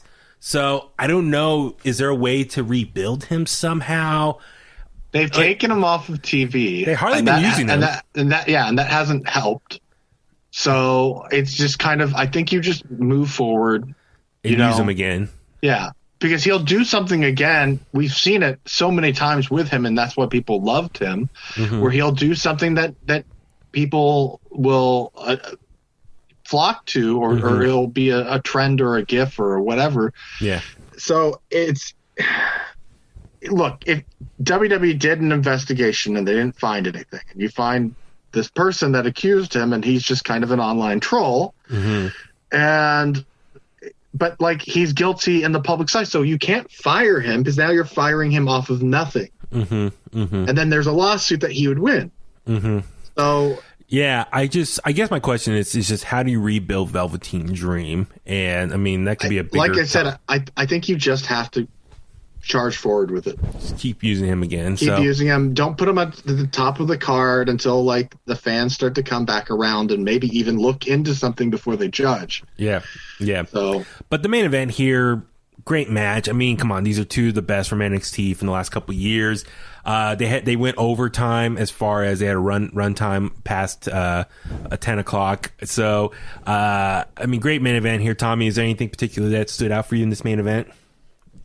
It was just great to see Adam Cole wrestle again. That's all. Yeah, man, we haven't seen Adam Cole wrestle as much lately. So he definitely was like the man last year in 2019. So good to see at the end of 2020 him get back into the ring. I know a lot of attention's been going to Kyle O'Reilly, but seeing Adam Cole, back in the ring it's always fun. And I hope big things happen for Adam Cole in 2021. I'm kind of curious where they're going to go with him. It definitely seems like they're focused on Kyle O'Reilly right now, just to kind of mix it up. But Adam Cole picks up the victory. He was going to go for a Panama Sunrise, but Velveteen super kicked him. And then he went for the top rope. He jumped. Adam Cole super kicked him and then hit the last shot. Picked up the victory. We also saw Pete Dunne come out, attack Roderick Strong. They're going to have a match next week now. So, I mean, great having Adam Cole, Undisputed Era, have a presence on NXT. So, all good stuff here. So, overall, I thought it was a great episode of NXT. And, next week's show should be a lot of fun. And then the build-up lead up to New Year's Evil, first Wednesday in January. So good stuff for NXT. All right, let's jump on over and power through Friday Night SmackDown this week, which in some ways, I don't know, Richards, it's making an early call here. You think this was the show of the week? Oh, for sure. Okay. Dude, everything was great on this show. I mean, listen, I love how easy this show is going to be to review because there was just 4 segments, 4 matches.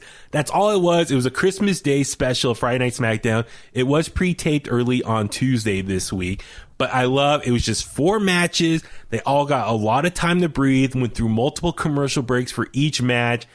We had, I think, a couple backstage promos. That was it. A very easy show to digest. It went by so fast. Huge ratings bump. I think like in the first hour they had 4 million people supposedly because of the NFL audience that carried over.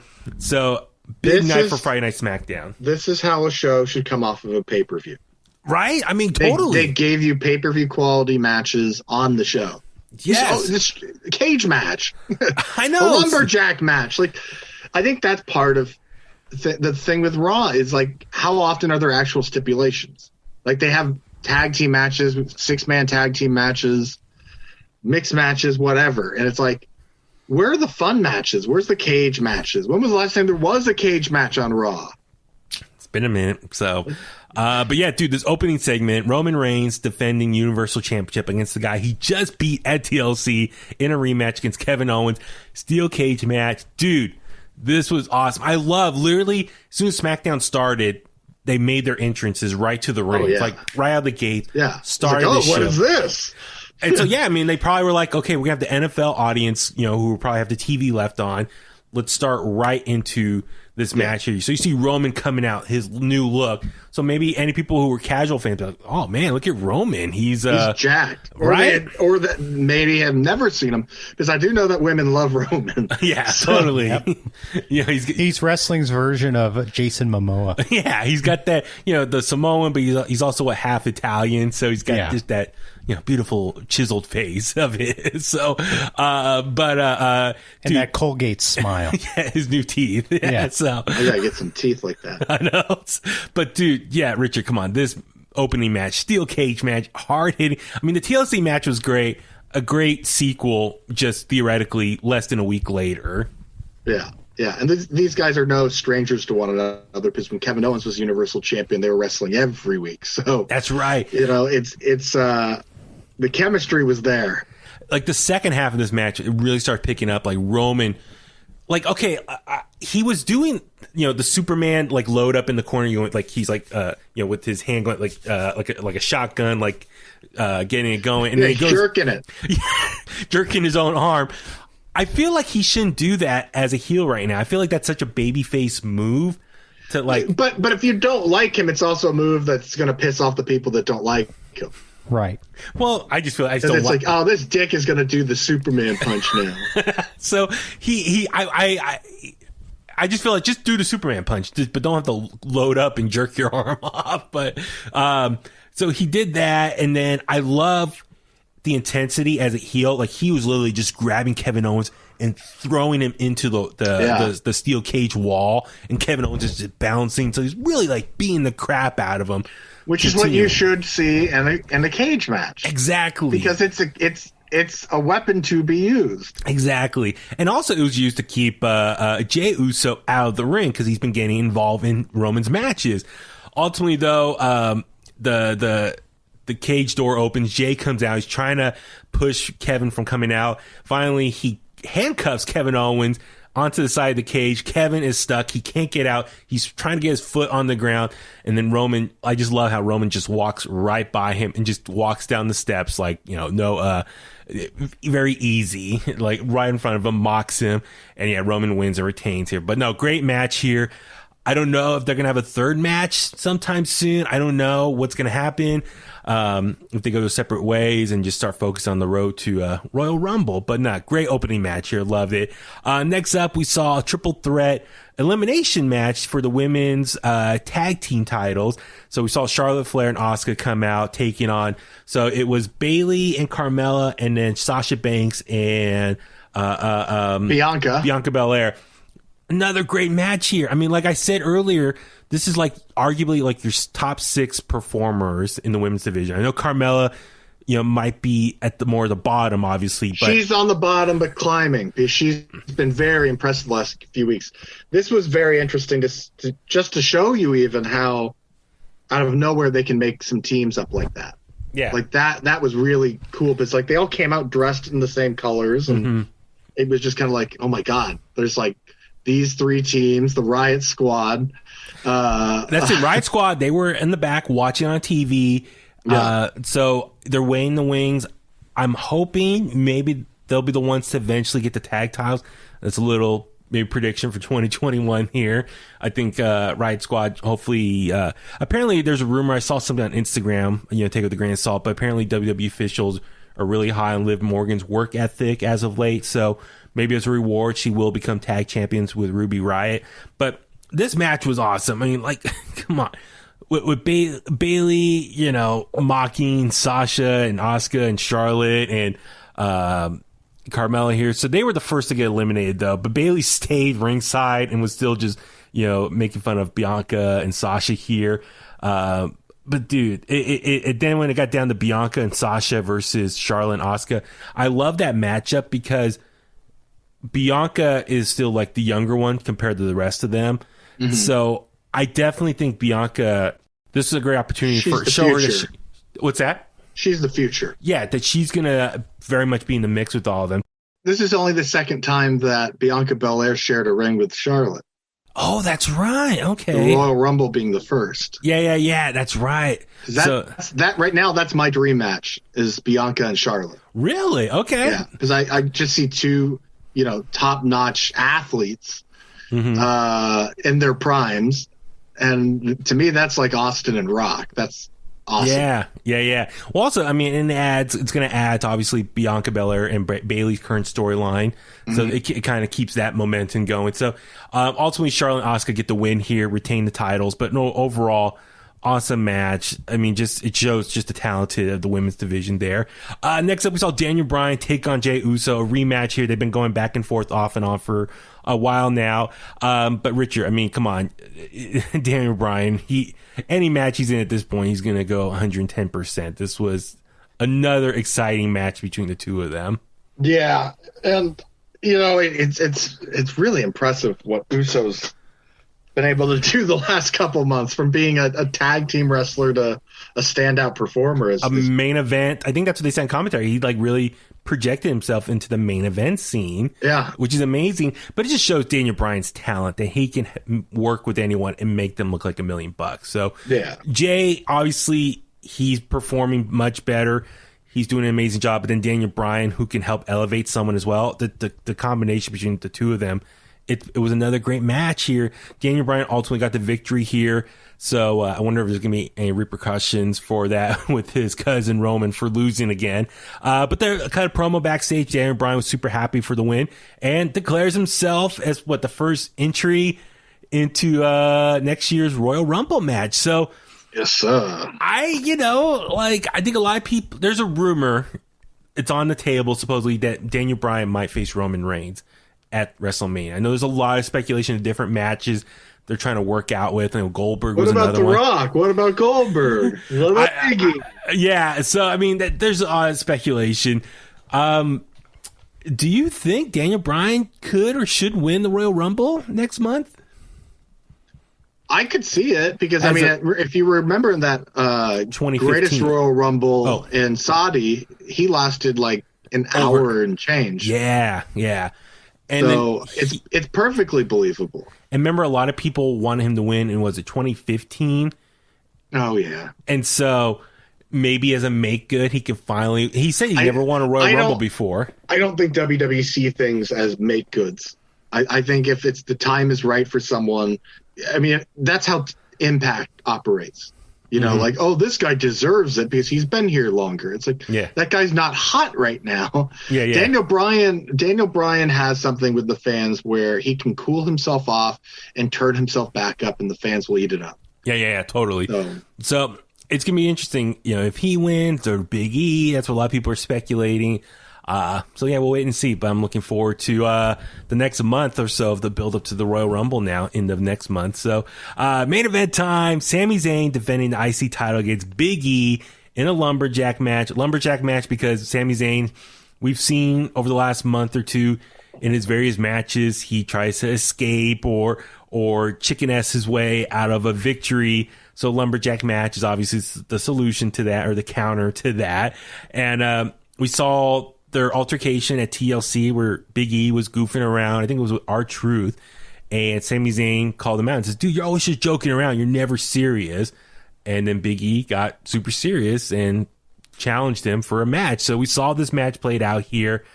Man, Richard, another great match between Big E, Sami Zayn. I mean, Sami Zayn, I know he's a chicken-ass heel right now, but we know his history between Ring of Honor to present time. The guy can work. And then Big E, I think they're finally doing a little course correcting and starting to put him on this path of this singles push that for the last month or so, we haven't seen him do much on TV. So it looks like they're really starting to get the engine revved up on this push for him. But yeah, your thoughts on this main event, how it played out. Very, very good. Very cool feel-good moment for Christmas. Yeah. I thought this was the best lumberjack match I've seen in years because it's something that WWE has not been very good with. I go back to a Dean Ambrose, Seth Rollins lumberjack match where they got thrown out and the lumberjacks just stood there. And it was terrible. Yeah. Because I've always thoroughly enjoyed lumberjack matches because it's, it's like the hot lava game when you're a kid. You don't want to fall off the edge. Yeah. So it's like that tease. And then you're supposed to get jumped or thrown back in or whatever. So I thought this was good. I think they still could have gone a step further with having a little more violence with the lumberjacks and the performers. But overall, I thought the match was 2 big thumbs up. Yeah, it was. I'm with you. I did enjoy how Big E will go on the heel side and they start trying to beat him up. Sami Zayn go on the other side, the babyface side, and he would try to run up the ramp. I like how Otis and all them carried him back into the ring, down the ramp, threw him back in. But yeah, no, Big E, Sami Zayn, great match in the ring. Ultimately, Big E pulled off the victory. Big surprise, even though it was kind of spoiled early on Tuesday because you have the Thunderdome crowd watching it live, and so it was pre-taped on Tuesday, so people were posting the results already. So it was spoiled earlier in the week. But Big E wins and is the new Intercontinental Champion. And for the final episode of SmackDown in December, because next week's episode will be a New Year's Day special edition of SmackDown. So great way to end 2020 on the SmackDown brand. Big E pulling off a big victory, and good for him, man. I mean, we've been slowly seeing this change a little bit. I mean, he still has like the same clothes or outfit, but he's got the new theme song. He's starting to be a little more serious because Sami Zayn called him out. And so, yeah, I'm kind of thinking what else are they going to do in the new year to really kind of start molding him into a big singles star. Got the IC title now. So you got to give him probably some good matchups. And yeah, I wonder, will he compete in the Royal Rumble still as an IC champion? So I wonder if that's going to be, hopefully we'll get an answer to that sooner than later in the new month, or new year, I should say. But no, great episode of SmackDown. Congrats to Big E. Friend of the podcast, I should say, as well. He's been on before. So it was very fun. But no, a great week in pro wrestling. Just so much great stuff to talk about. Looking forward to our end of the year episode tomorrow, roundtable. So please subscribe to us there. And Richard, I do want to acknowledge you were texting us during the episode here. WWE did acknowledge the death of Luke Harper. They're retweeting every single member of the roster that has tweeted something. Yeah, and I looked they're making a big deal of it. Yeah, and I looked on Instagram. I'm just looking. So WWE's Instagram, NXT's Instagram have both acknowledged Luke Harper's passing, posted photos as well. So of course, though. Yeah. So no, it's great. I'm happy to see that. Just because he went to AEW, he's still a member of the WWE roster or alumni. So Vince isn't heartless, folks. Yeah. So despite what you think. So it's like I said earlier. R.I.P. to Luke Harper, aka Brodie Lee. With this passing. So very cool. WWE is acknowledging that. So, all right, let's go ahead and wrap it up for this week's episode of In The Kliq. Richard, where can all the Kliqsters find you online? You can find me on Instagram at Pro Wrestling 101. It's the cool photo of Ric Flair. Follow me. That's nowhere else. Tommy, where the Kliqsters find you? Welcome anywhere else. No. Not even on Tommy's page. No, not mine. But you can follow me on Twitter and Instagram at IronFist1982. And I'm Baby Huey. Follow me on Facebook at Baby Huey Official, Twitter and Instagram at Baby Huey83. Please subscribe to In The Kliq on YouTube.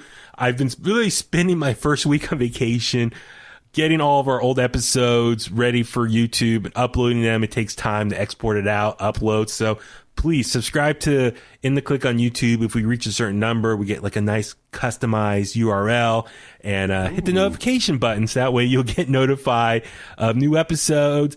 And subscribe to In The Kliq, Apple Podcasts, Spotify, Google Podcasts, intthekliq@gmail.com.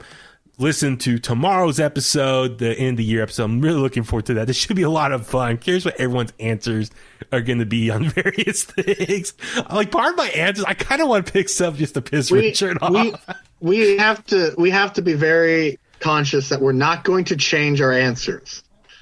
Okay. If someone says something, it's like, oh no. If you've got something down and you've got something that you've already thought of, you can't change it. You got to keep it and then say, I wish I had something else.